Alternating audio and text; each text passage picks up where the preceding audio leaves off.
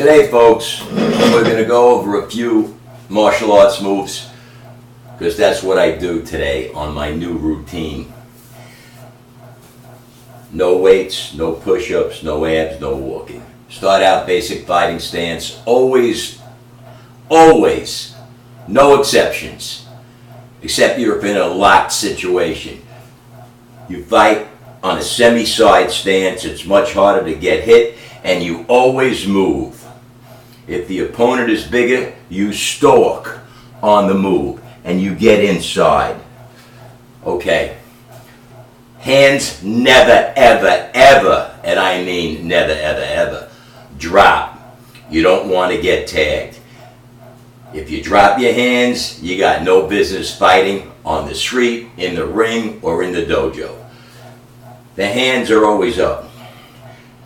You bob and weave to get out of the way. And in martial arts, the high block. And if you notice, the other hand is going down for a low. The other side, if you fight from the other side,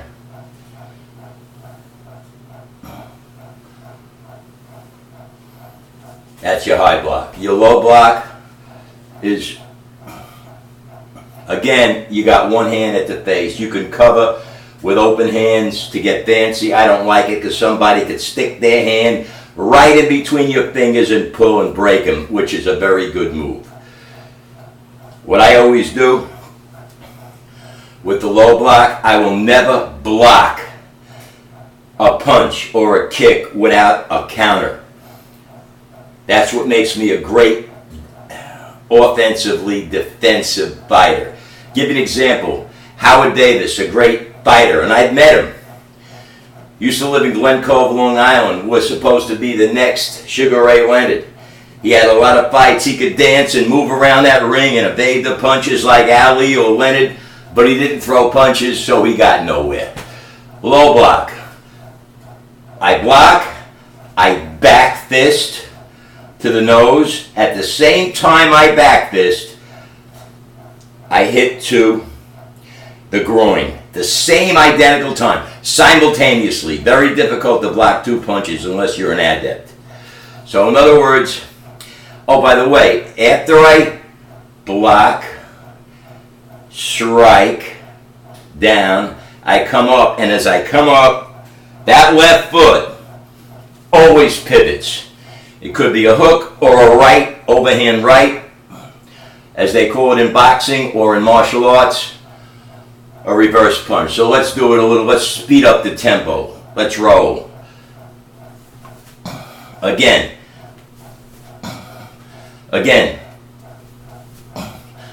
Okay, you just learned 3 basic things. Perhaps 4. Next is what you call the middle block, which I love. You see me do it in a lot of videos. You got to develop great hand speed to get away with it.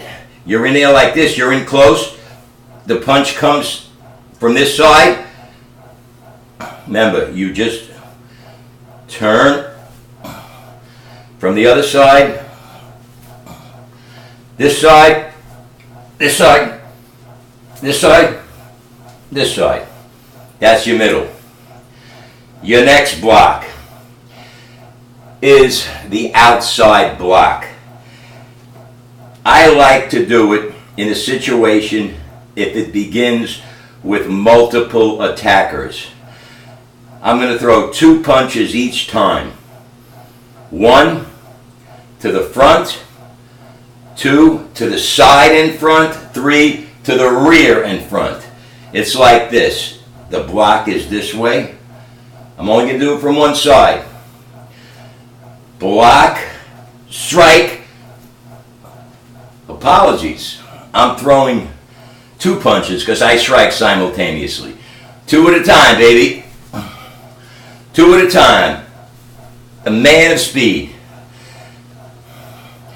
Ronnie Garvin, if you remember from wrestling, I had the hands of stone. I got the hands of stone and the hands of speed, baby. So again,